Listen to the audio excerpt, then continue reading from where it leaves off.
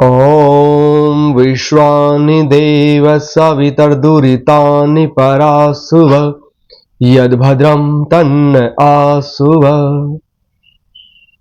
आप सभी धर्म प्रेमी सज्जनों को मेरा सादर नमस्ते। मैं राजेश कुमार आर्य एक बहुत ही महत्वपूर्ण विषय को लेकर के आप सबके सामने प्रस्तुत हुआ हूं और आपसे मैं निवेदन करता हूं कि इस विषय को पूरा सुने।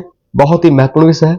एक श्रीमान जी हैं जिन्होंने सत्यार्थ प्रकाश में दो शंकाएं व्यक्त की हैं, और शंकाएं नहीं, उन्होंने तो सीधा आरोप लगाया है कि ऋषि दयानंद स्त्रियों के शोषण के पक्षधर थे, और उन्होंने सत्यार्थ प्रकाश के द्वितीय और तृतीय समोल्लास से दो प्रश्न उन्होंने ऋषि दयानंद पर उठाए हैं।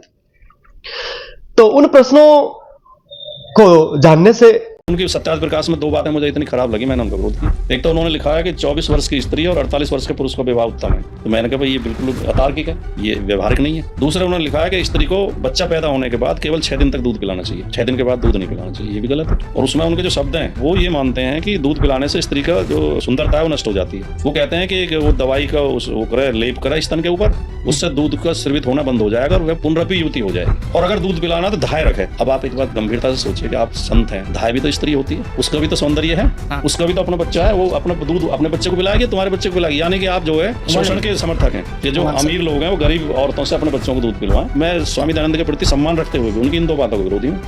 सत्यार्थ प्रकाश के बारे में जानेंगे कि सत्यार्थ प्रकाश ऋषि दयानंद ने कैसे लिखा। इस सत्यार्थ प्रकाश में ऋषि दयानंद का बहुत कम भाग है। प्रथम समोल्लास से और 14वें समोल्लास तक इसमें महर्षि ब्रह्मा से लेकर जैमिनी पर्यंत जितने भी आप्त पुरुष थे, ऋषि थे, उनके जो सिद्धांत हैं, वेद के सिद्धांत हैं, उनके ऊपर चर्चा की है। ऋषि जी का उन में अपना कुछ नहीं है, ये स्वयं ऋषि दयानंद लिख रहे हैं। और उनका जो अपना है कि ऋषि दयानंद कहते हैं मैं क्या मानता हूं क्या नहीं मानता, वह स्व मंतव्य और अमंतव्य जो आखिरी के पृष्ठ हैं, लगभग 5-7 पृष्ठ हैं, केवल उनमें अपनी बात लिखी है। तो सबसे पहले तो ये जान ले कि जो भी बातें लिखी हैं ये ऋषि दयानंद की अपनी नहीं है, ये वेद की हैं, ऋषियों की बातें हैं। और ऋषि दयानंद ने स्पष्ट किया है कि उनका कोई भी नवीन मत चलाने का लेश मात्र भी प्रयोजन नहीं है। स्वमंतव्य अमंतव्य प्रकाश में वो लिखते हैं, मैं अपना मंतव्य उसी को मानता हूं कि जो 3 काल में सबको एक सा मानने योग्य है। मेरा नवीन कल्पना व मतांतर चलाने का लेश मात्र भी अभिप्राय नहीं है, किंतु जो सत्य है उसी को मानना मनवाना और जो असत्य है उसको छोड़ना छुड़वाना मुझे अभिष्ट है। अर्थात ऋषि दयानंद सत्य के पक्षधर थे। और आगे लिख रहे हैं कि यदि मैं पक्षपात करता तो आर्यावर्त में प्रचलित मतों में से किसी एक मत का आग्राही होता, किंतु जो आर्यावर्त व अन्य देशों में अधार्मिक चाल चलन है उसका स्वीकार और धार्मिक बातें हैं उनका मैं त्याग नहीं करता, न कराना चाहता, क्योंकि ऐसा करना मनुष्य धर्म से बाहर है, वही है। आगे लिखते हैं, जिसको आप्त अर्थात आप्त पुरुष किसे माना जाता है, इसकी परिभाषा दी है ऋषि दयानंद जी ने। जिसको आप्त अर्थात सत्यमानी, सत्यवादी, सत्यकारी, परोपकारी, परोपकारक, पक्षपात रहित विद्वान मानते हैं, वही सबको मंतव्य, और जिसको नहीं मानते वह अमंतव्य होने से प्रमाण योग्य नहीं होता। अब जो वेदादि सत्य शास्त्र और ब्रह्मा से लेकर के जैमिनी पर्यंत मुनि हुए हैं, जैमिनी पर्यंत माने हुए ईश्वरादि पदार्थ हैं, जिसको मैं भी मानता हूं, सब सज्जन महाशयों के सामने प्रकाशित करता हूं। वो यहां स्पष्ट कर देते हैं कि मैं उसी को सत्य मानता हूं जिसको आप्त पुरुष मानते हैं, ऋषि मानते हैं, जो वेद के अनुसार है। दूसरा एक बात और है, हमें किसी के भी ग्रंथ को, पुस्तक को यदि पढ़ना है तो उसमें 4 बातें अवश्य ध्यान रखनी चाहिए। क्या क्या है कि आकांक्षा है कि वाक्यों की जो परस्पर जो पद होते हैं कि किस पद के साथ में कौन सा पद आना चाहिए, यह ध्यान में रखना चाहिए। योग्यता का कहती है कि जिससे जो बन सके वही करे, उससे विपरीत नहीं। तीसरा है आसक्ति, जिस पद के साथ जिसका संबंध हो उसी के समय उस पद को बोलना व लिखना। और एक होता तात्पर्य। जिसके लिए वक्ता ने शब्दोच्चारण व लेख लिखा है। यानी विषय क्या है हमारा, विषय के अनुसार ही हमें उन शब्दों को या उन पदों को लेकर के उनका अर्थ निकालना चाहिए। अपने मन माने मेरी अपनी बुद्धि के अनुसार उसका अर्थ नहीं निकालना चाहिए। अर्थात वो लेखक क्या लिखना चाह रहा है, क्या बताना चाह रहा है, इसको ध्यान में रखना चाहिए। तो अब हम उन विषयों को रखते हैं। पहला विषय है कि उन्होंने कहा है, ऋषि दयानंद ने भी लिखा है कि जब बच्चे का जन्म हो तो माँ 6 दिन तक उसको अपना दूध पिलाए, तत्पश्चात धाय माँ की व्यवस्था करे, और ऐसा करने से स्त्री पुनः युवती हो जाती है, सुंदर हो जाती है और पुनः जो संतान जनने के योग्य हो जाती है। तो हमारे आदरणीय भाई साहब जी ने आरोप लगाया है कि यदि 6 दिन के पश्चात दूध को बंद किया जाए माँ का, और अपनी माँ का दूध ना पी करके बालक किसी दूसरी माँ का दूध पिए, तो यह तो अन्याय है, ये तो शोषण है, क्योंकि वो भी तो किसी की माँ है। बिल्कुल आप ठीक समझने का प्रयास कर रहे हैं, लेकिन आप केवल ऊपरी तौर पर समझने का प्रयास कर रहे हैं। और हमेशा ध्यान रखिए, जो प्रथम दृष्टिया दिखाई देता है वो अंतिम सत्य नहीं होता है। जब तक उसकी बारीकियों में, उसकी जड़ों तक, उसकी मूल तत्व तक अगर हम ना जाएं, तो कई बार जो विषय जो अमृत तुल्य होता है वो जहर बन जाता है। इसको आपको ऋषि दयानंद की दृष्टि से और उस काल की, चूंकि यह आदर्श स्थिति है, किसी पे थोपा नहीं गया और ये कोई राजा के द्वारा प्रचलित नहीं है, ये वेद के द्वारा है, ऋषियों के द्वारा बताया गया है। और ऋषियों के द्वारा बताया हुआ कोई भी रास्ता गलत नहीं होता, तो उसको हम उनकी दृष्टि से देखेंगे। ऋषि दयानंद द्वितीय जो शमूलास उसमें लिखते हैं, जब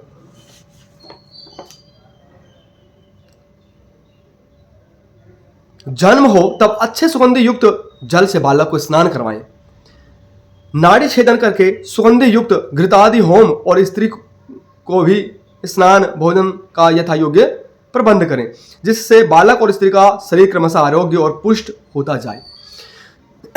आगे लिखा है, ऐसा पदार्थ उसकी माता व धाय खाए, जिससे दूध में भी उत्तम गुण प्राप्त हो, दूध में गुणों की वृद्धि हो जाए। जो प्राकृतिक नेचुरल है वो तो है ही है, लेकिन यदि हम औषधियां खाते हैं तो उस दूध की गुणवत्ता और भी पुष्ट हो सकती है। अब आगे लिखा है जो मूल है, प्रसूता का दूध 6 दिन तक बालक को पिलावें, पश्चात धाय पिलाया करें। परंतु यहां नियम शर्तें लागू हो गई हैं, कंडीशन लागू हो गई है, ये आप ध्यान से सुनिएगा। परंतु धाय को उत्तम पदार्थों का खान पान माता पिता करावे। माता पिता जो उस नए बालक के जो माता पिता है, उनका कर्तव्य है कि जो धाय नियुक्त करें उसका जो खान पान हो उत्तम पदार्थ वाला हो। और जो यदि माता पिता दरिद्र हो, जो धाय ना रख सके, समझिएगा यहां धाय रखना सबके लिए अनिवार्य नहीं रखा है। जो धनवान है, जो इस व्यवस्था का पालन अच्छे से कर सकते हैं, वही रखें। आगे देखिए, जो धाय को ना रख सके वे गाय व बकरी के दूध में उत्तम औषधियां जो कि बुद्धि पराक्रम आरोग्य करने हारी हो, उनको शुद्ध जल में भिजा ओटा छान करके दूध के समान जल में मिला करके बालकों को पिलावें। और जहां पर धाय गाय बकरी आदि का दूध भी ना मिले, ऋषि दयानंद तो यहां भी लिखते हैं कि जहां पर मान लो धाय तो संभव ना हो लेकिन गाय और बकरी का दूध भी ना मिले, तो वहां पर क्या कहा है कि जैसा उचित समझे वैसा करें। ये एक व्यक्ति विशेष पे छोड़ दिया कि जैसे आपकी परिस्थिति है, जैसा आपको समझ में आ रहा है वैसा करें, क्योंकि प्रसूता स्त्री के शरीर के अंश से बालक का शरीर होता है। तो मुझे ये बताइए कि जो हमारा शरीर है वो किससे बनता है? हमारा शरीर बनता है भोजन से। क्योंकि जब मैं माँ के गर्भ में स्थापित हुआ था तो एक सरसों के दाने के बराबर था, और जब मैं इस संसार में बाहर आया तो लगभग मेरा वजन लगभग 3 किलो के आसपास था। तो वो जो 3 किलो वजन हुआ है, और उस 3 किलो से और आज मैं लगभग 70 किलो का हो गया, तो ये वजन कहाँ से आया? ये वजन मिलता है हमें, हमारा शरीर बनता है भोजन से। अब माँ भोजन कर रही है तो उस भोजन में से ही 2 पार्ट हो जाते हैं। एक उस माँ का अपना शरीर पलता है और दूसरा उस बच्चे के पास में रस रूप में जाता है, तभी वो बच्चे का विकास होता है। यदि हम चाहें कि उस बच्चे की आहार नली को काट दें और फिर कहें कि वो बच्चा बड़ा हो जाएगा, तो नहीं होगा। तो इससे सिद्ध है कि माँ जो भोजन करती है उसी भोजन में से दो पार्ट बनते हैं, जिसमें से एक भाग माँ के शरीर का निर्माण करता है और दूसरा भाग उस शिशु का निर्माण होता है। ये ईश्वर की अनुपम व्यवस्था है। और ध्यान रखिएगा, माँ उतना ही भोजन करती है जितना पहले करती थी, ऐसा नहीं कि वो ज्यादा करने लग गई हो। तो उस माँ के शरीर से ही उस बच्चे का निर्माण होता है, हम ये कह सकते हैं। तो सीधी सी बात है कि किसी भी व्यक्ति को यदि 100% भोजन की आवश्यकता है और उसमें से 20% भोजन निरंतर निकाला जा रहा है, तो उसका शरीर उतना पुष्ट नहीं हो पाएगा जितना होना चाहिए था। इसी से स्त्री प्रसव समय निर्बल हो जाती है, क्योंकि एक तो जो प्रसव की जो पीड़ा होती है, वेदना होती है, वो बड़ी भयंकर होती है, उससे भी कमजोर हो जाती है। और दूसरा, जो निरंतर उससे 9 माह तक उसके भोजन का अंश उस बच्चे के पास गया, उसके जो शरीर का निर्माण भी उतना नहीं हो पाया। तो 2 कारणों से उसका जो निर्बल हो जाता है। अब आगे चलते हैं कि बच्चा बाहर आ गया है, तब भी ईश्वर ने, परमात्मा ने बहुत ही अनुपम व्यवस्था की है कि उसी भोजन में से एक भाग उसके शरीर का निर्माण करता है और दूसरे भाग से दूध का निर्माण होता है। और जब उस दूध को बालक पीता है तो उस माँ का हिस्से में से ही वो जाता है, तो इससे भी माँ कमजोर होती है। तो वैसे तो ये प्राकृतिक व्यवस्था है और ईश्वर ने ही ये व्यवस्था की है, तो ये बहुत उत्तम है। लेकिन आप सबके सामने एक मैं प्रश्न रखना चाहता हूं कि जो विवाह है वो विवाह क्यों किया जाता है? क्या केवल संतान निर्माण के लिए किया जाता है?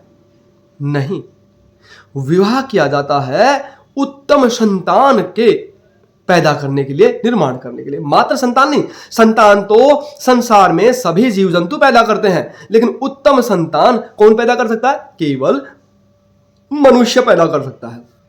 और ईश्वर ने वेद में एक वाक्य भी कहा है कि मनुर्भव जनेया दैव्यम जन्म, कि तुम मनुष्यता युक्त मनुष्य बन और दिव्य संतानों को जन्म दे।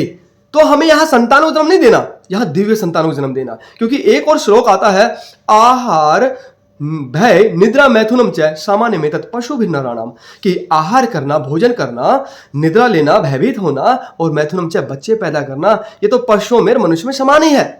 तो ध्यान रखिएगा कि हमें केवल संतान पैदा नहीं करनी, हमें एक सुसंतान पैदा करनी है, जो विद्वान हो, जो धनवान हो, जो परोपकारी हो, जो बलवान हो, जो यशस्वी हो, जो बुद्धिमान हो, जो स्वयं का भी कल्याण करे, परिवार का भी कल्याण करे और समाज और राष्ट्र और यहाँ तक कि विश्व का भी कल्याण करे। ऐसे संतानों को जन्म देना है। तो जब ऐसे संतानों को जन्म देना है तो सीधी सी बात है, उसके लिए सामान्य विधि जो प्रकृति ने दी है उससे काम चलने वाला नहीं है, क्योंकि प्रकृति ने एक सामान्य गुण दिए हैं जिससे व्यक्ति भोजन करके और जीवन जी सकता है। लेकिन मनुष्य का केवल इतना ही धर्म नहीं है कि भोजन करे और जिए ना, जब तक वो अपने मनुष्यता को धारण ना करे, अर्थात धर्म को धारण ना करे, तब तक मनुष्य का जीवन निरर्थक चला जाता है। उसी से ही वो कल्याणकारी होता है, वो मानवतावादी होता है। तो वो बनना जरूरी है, तो उसके लिए विशेष विधि होना अति आवश्यक है। पशु को किसी धर्म की आवश्यकता नहीं है, वो स्वाभाविक लेकर के पैदा होता है, पर वो सिर्फ एक अपने लिमिट में रहता है। लेकिन मनुष्य चाहे तो महान व्यक्ति बनकर के विद्वान और ऋषि महर्षि बन सकता है, और यदि गिरने को आए तो वह आतंकवादी बनकर के और अपने जिस राष्ट्र में वो खाता है उसी को ही वो बर्बाद करने के लिए, मारने के लिए तैयार हो जाता है। तो ये हमें ध्यान रखना चाहिए, ये विशेष विधियां हैं जिससे उत्तम संतान का निर्माण होता है। तो हमें उत्तम संतान निर्माण करने के लिए ये कार्य करना चाहिए। अब आगे आपने एक और लांछन लगाया था कि क्या इससे उस जो धाय माँ जो होने वाली है उसके बच्चे का हक नहीं खा रहे? क्या ये उसका शोषण नहीं है? तो मेरे आदरणीय बंधु और आप सब भी ध्यान से सुने।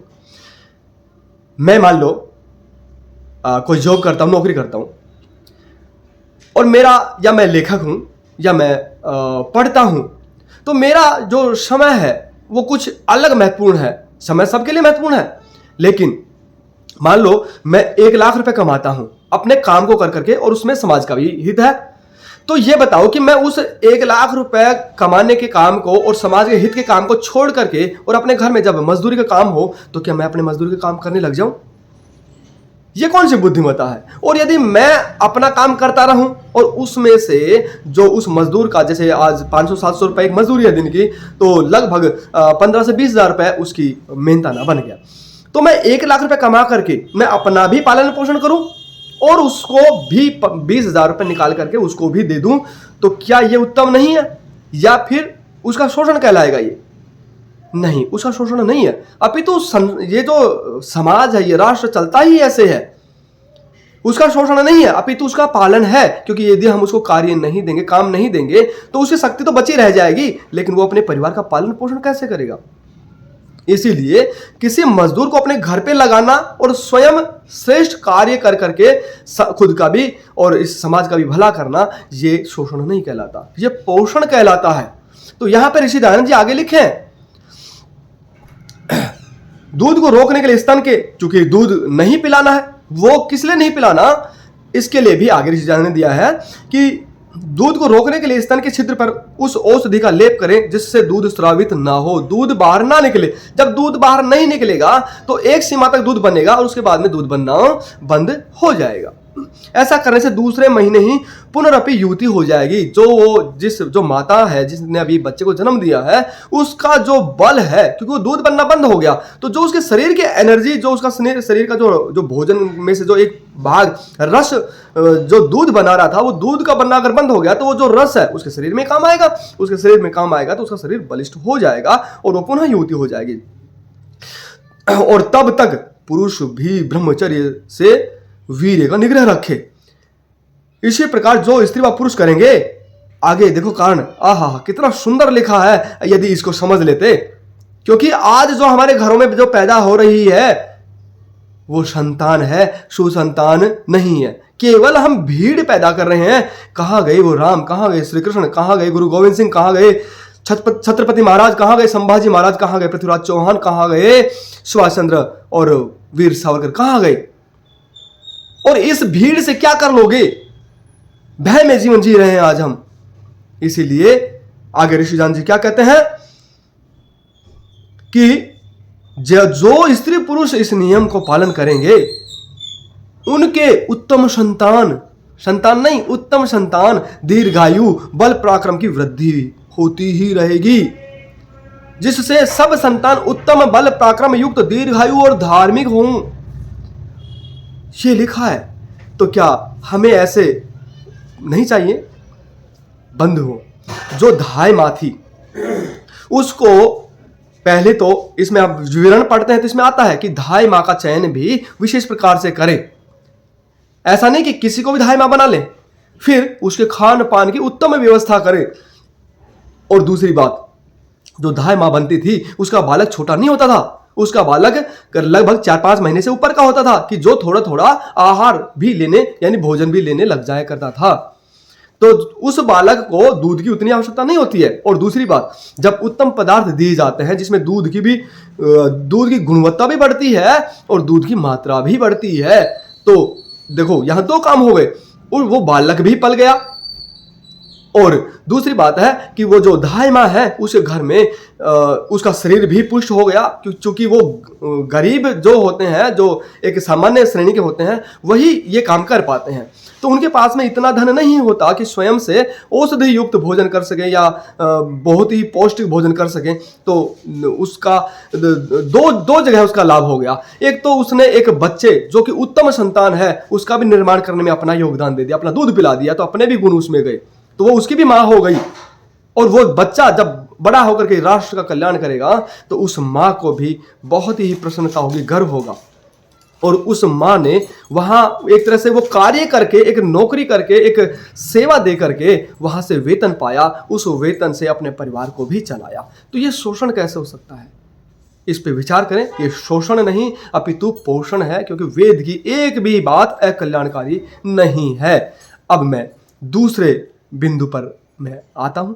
ये मैंने सत्यार्थ प्रकाश का जो द्वितीय समोल्लास है उसका पेज नंबर 33 और 34 पे मैंने इसको आपको बताया है। आप अच्छे से प्रकरण पढ़ लें। और कोई और शंका रह गई तो अवश्य बताइएगा।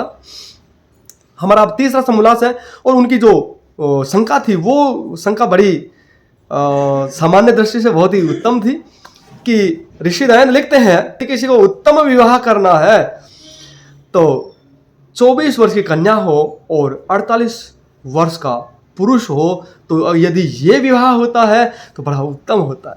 सामान्य दृष्टि से देखने से तो लगता है कि जैसे तो 24 वर्ष की तो पुत्री होती है और 48 वर्ष का तो पिता होता है, तो ये तो जो आयु है बड़ी गड़बड़ करती है, ये तो पुत्री और पिता के जैसा हो गया, ये तो संभव ही नहीं है। बिल्कुल, या आज के जो परिवेश में है ये बिल्कुल भी संभव नहीं है।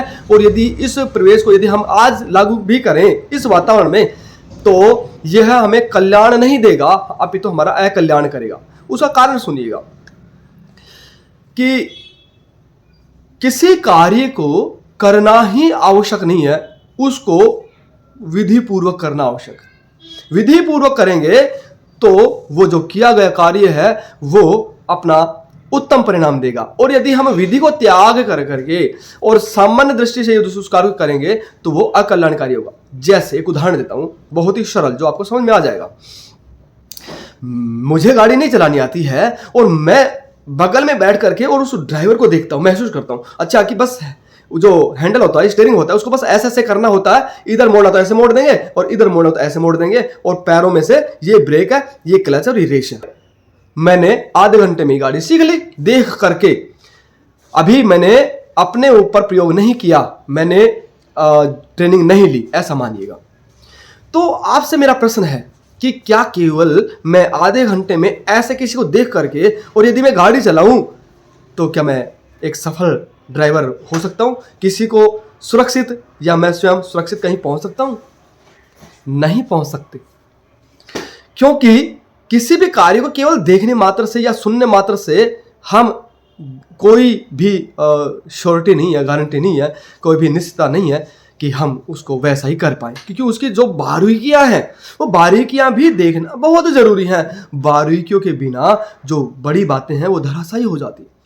कई बार बहुत मजबूत केस जिसमें अच्छे प्रमाण भी हैं और क्या बोलते हैं उसको बहुत अच्छे ढंग से रखने वाला एक एडवोकेट वकील भी है, पुलिस ने भी अच्छी मेहनत की, लेकिन यदि छोटे छोटे 2-4 छिद्र छोड़ दिए तो वह जो अपराधी है ना, वो जो दोषी है, उसको संदेह का लाभ मिल जाएगा और पूरा जो केस है वो धराशायी हो जाएगा और गिर जाएगा। तो ये ध्यान रखिएगा। तो यदि ये बात कब की है? ये बात है जब हमारे यहाँ जो वातावरण था बहुत ही सुंदर था। यहाँ पर आज तो जहां AQI एयर क्वालिटी इंडेक्स जहां 0 से 50 होना चाहिए, कितना होना चाहिए? 0 से 50, और 50 से 100 तक होता है संतुष्टि पूर्वक, 100 से 150 होता है खराब, 150 से और 200 होता है बहुत खराब, 200 से 250 होता है खतरनाक, 250 से और 300 होता है बहुत खतरनाक। और इनके आज जो हमारे वैज्ञानिक हैं, उनके जो मीटर में है जो हवा की क्वालिटी को जो मापते हैं, उसमें मात्र 0 से और 500 तक का है। सोचो कि 250-300 जाने के बाद में बहुत खतरनाक स्टेज पे स्तर पे पहुंच जाए वातावरण, और जहां दिल्ली जैसे शहर में तो 900 AQI पहुंच जाता है। अरे जहां 50 तक ही होना चाहिए वहां 300 जहां बहुत खतरनाक हो जाता है, उस स्तर से भी 3 गुना पहुंच गया। यदि उस वातावरण में यदि हम सांस ले रहे हैं, उस वातावरण में यदि हम अपनी औषधियां, फल और फसल पैदा कर रहे हैं, उस जो पानी की क्वालिटी इतनी घट चुकी है, हमारी जो जमीन है वो इतनी जहरीली हो चुकी है, इस परिवेश में यदि हम जो भी कुछ श्वास ले रहे हैं, खा पी रहे हैं, जो हम जी रहे हैं, क्या उससे हमारा शरीर बलिष्ठ होगा?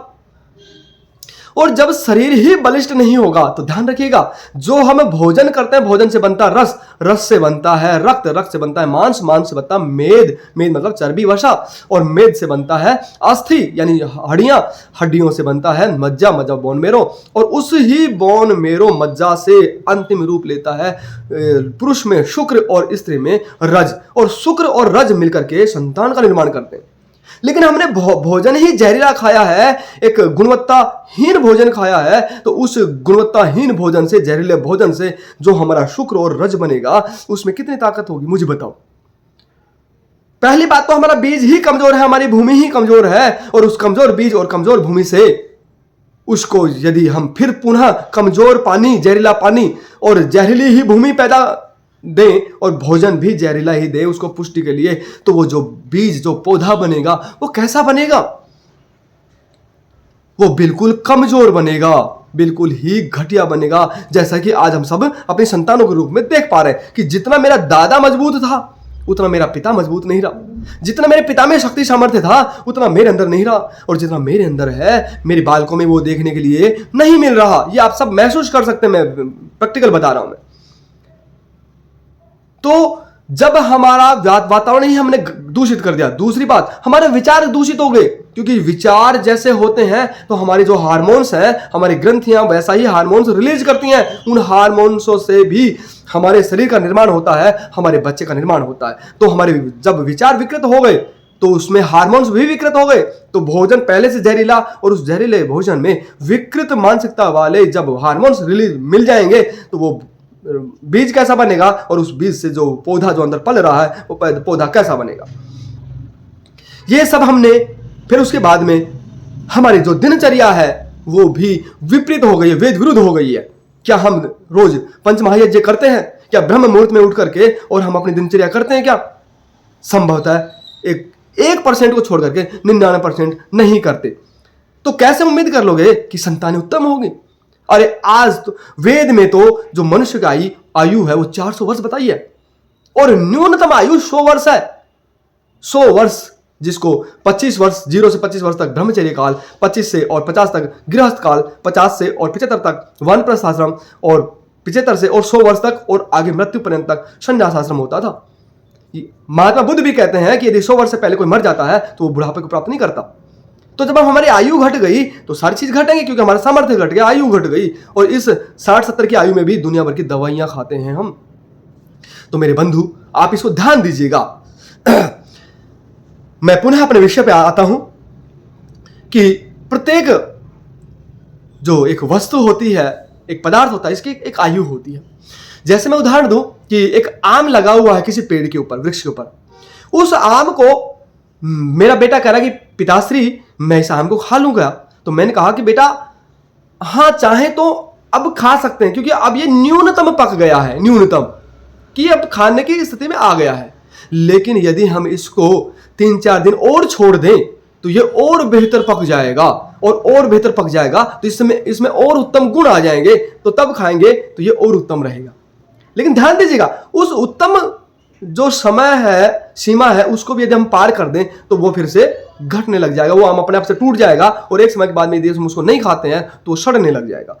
तो ऐसी प्रक्रिया इस शरीर में भी होती है। तो ये शरीर, और ये मैं आपको जो हमारा आयुर्वेद है उसकी दृष्टि से भी बताता हूं, उसकी दृष्टि से भी ऐसा ही है कि जो शरीर है उसकी जो हमारा जो शुक्र है और जो हमारा रज है, यानी जो बीज है और जो भूमि है, वो न्यूनतम कब तैयार होती है? जो शुक्र है यानी पुरुष का जो शुक्र है वो न्यूनतम 24 वर्ष में परिपक्व होता है कि वो संतान पैदा कर सकता है। लेकिन वो केवल संतान पैदा कर सकता है। स्त्री में जो उसका रज है वो 16 साल की आयु में परिपक्व होता है संतान पैदा करने के लिए। अर्थात यहां न्यूनतम स्त्री की 16 वर्ष है और जो पुरुष की जो न्यूनतम आयु है वो 24 वर्ष है। यदि ये दोनों मिलकर के पैदा करेंगे बच्चा तो सामान्य संतान पैदा होगी। संतान तो पैदा हो जाएगी लेकिन सामान्य। वैसा ही जो मनुस्मृति है, मनु महाराज जी है, वो भी अपने 9वें अध्याय के 9वें श्लोक में कहते हैं कि जब मासिक धर्म शुरू हो जाए, स्त्री को मासिक धर्म शुरू हो जाए तो उसके 3 वर्ष तक वो इंतजार करे और 3 वर्ष के पश्चात फिर यदि उसको विवाह करना है तो तब वो अपने सदृश अपने से उच्च वर्ण या फिर अपने सदृश वर्ण के व्यक्ति का, पुरुष का वो चयन करे। और यदि उसको अपने सदृश या अपने से उच्च वर्ण का व्यक्ति नहीं मिलता तो अपने से निकृष्ट व्यक्ति का चयन जीवन भर ना करे, अर्थात जीवन भर वो कुमारी रहे। ऐसा महर्षि मनु महाराज भी कह रहे हैं। तो अब हम ऋषि दयानंद की दृष्टि में पढ़ते हैं। तृतीय समोल्लास है, पेज नंबर है 47। शरीर की 4 अवस्थाएं होती हैं। पहली वृद्धि जो 16 से लेकर के और 25 पर्यंत होती है। सब धातुओं को बढ़ाती है। दूसरा होता है यौवन। यौवन कहां शुरू होता है? 25 से शुरू होता है, 25-26 से शुरू होता है और लगभग 40 वर्ष तक। ठीक है, फिर 40 से सब धातुएं पुष्ट हो जाती हैं और तब जब सांगोपांग शरीर स्वस्थ सकल धातु पुष्ट होकर के पूर्णता को प्राप्त करता है, तदनुसार जब सकल धातु पुष्ट हो जाती है और फिर वो धातु को और बढ़ाता है तो वह शरीर में नहीं रहता किंतु स्वप्न प्रदोष आदि द्वारा बाहर निकल जाता है। अर्थात 40 से लेकर के और 48 वर्ष की आयु तक वो चीजें बिल्कुल अपनी चरम सीमा पर यानी उत्तम सीमा तक पहुंच जाती है। उसके बाद में भी यदि हम उसको धारण करेंगे तो वो शरीर से बाहर निकलना शुरू हो जाता है। ये ऋषिदान लिखते हैं। अब पुरुष जो है वो 25 वर्ष तक और स्त्री 16 वर्ष तक न्यूनतम लिखा है। पुरुष आगे लिखा है कि पुरुष यदि 30 का हो तो स्त्री 17 की वर्ष की होनी चाहिए और पुरुष 36 का हो तो 18 की स्त्री होनी चाहिए। पुरुष 40 का हो तो स्त्री 20 की होनी चाहिए और पुरुष 44 का हो तो स्त्री 22 की होनी चाहिए और पुरुष यदि 48 वर्ष का हो तो स्त्री 24 वर्ष की होनी चाहिए। अब यहाँ पे देखिएगा, हम पूर्व में ही निश्चित कर चुके हैं, प्रमाण देख चुके हैं कि जो हमारा जो 16 संस्कार होते हैं जिसमें एक विवाह संस्कार भी है, वो विवाह संस्कार केवल संतान पैदा करने के लिए नहीं होता, अपितु उत्तम संतान पैदा करने के लिए हम विवाह संस्कार करते हैं।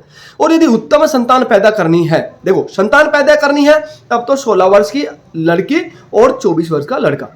और यदि हमें उत्तम संतान पैदा करनी है तो जितना हम 48 वर्ष की तरफ बढ़ेंगे तो उतनी उत्तम संतान पैदा होगी। लेकिन ये केवल आयु को बढ़ाने मात्र से नहीं होगा, इसमें हमारा जो 8 प्रकार का जो ब्रह्मचर्य है उसका भी पालन करना पड़ेगा। हमारा खान पीन भी उत्तम होना चाहिए, हमारा वातावरण भी उत्तम होना चाहिए, हमारे माता पिता भी उत्तम होने चाहिए। और ये सब कुछ उत्तम होते हैं तो मैं आपसे पूछना चाहता हूं कि यदि एक ब्रह्मचारी जो गुरुकुल में पढ़ता है उसने अपने ब्रह्मचर्य का पालन किया हो, ध्यान दीजिएगा, एक बालक जिसने पूर्ण रूप से अपने ब्रह्मचर्य का पालन किया हो, उसका जो शरीर में जो अन्न आदि गया है बहुत ही उत्तम प्रकार का गया है और उसका जो शरीर है बड़ा बलिष्ठ है और बलिष्ठ होने से और साथ में वो विद्या प्राप्त कर रहा है, उसका ध्यान केवल विद्या पे है, तो जो उसकी जो अंदर की ग्रंथियां हैं वो जो भी हार्मोन्स स्रावित कर रही है तो उसके भोजन में वो हार्मोन्स जाते हैं तो उसका जो शुक्र बनेगा, उसका जो बीज बनेगा वो कितना उत्तम होगा।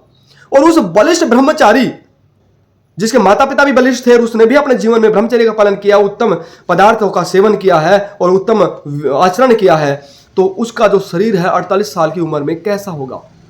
यदि आप संतानों के 48 साल की उम्र देखोगे तो वो निकृष्ट रहेगा, लेकिन उत्तम संतान जो होती है जब 48 वर्ष की होती है, अरे तो वो तो बहुत ही उत्तम होती है। और ऐसे ही स्त्री भी, सामान्य स्त्री नहीं, जो कि मुझे कहते हुए बड़ी शर्म आती है कि हमारे जो सरकारों ने है वो 18 वर्ष की न्यूनतम आयु रखी है विवाह के लिए, यानी बच्चे पैदा करने के लिए, उत्तम संतान पैदा करने के लिए तो 18 वर्ष और लिव इन में रहने के लिए 16 वर्ष। अरे क्या घटियापना है। व्यभिचार करने के लिए 16 वर्ष और विवाह आदि करने के लिए 18 वर्ष। इस पे हमें विचार करना चाहिए। और लेकिन यह तभी संभव है जब सारी चीजें बिल्कुल ठीक हो, जिसने अपने ब्रह्मचर्य का पालन किया हो, वातावरण भी ठीक हो और उसने खान पान है वो भी उत्तम हो उसका और वातावरण भी उत्तम हो। जब ऐसा रहता है तो वो मनुष्य न्यूनतम 100 वर्ष की आयु को प्राप्त करता है और जब न्यूनतम को प्राप्त करता है तो 48 वर्ष बहुत अधिक नहीं होते। लेकिन ये हमें समय काल परिस्थिति के अनुसार विचार करके ही इस पे निर्णय लेना चाहिए। आज यदि हम संतानों को कहें भी तुम 48 वर्ष की आयु तक बस विवाह करना, ब्रह्मचर्य चाहे हो ना हो, खान पान तुम्हारा हो या ना हो, वातावरण तुम्हारा हो ना हो, तो ये संभव नहीं हो पाएगा। ये हमारा अकल्याण का कारण बनेगा।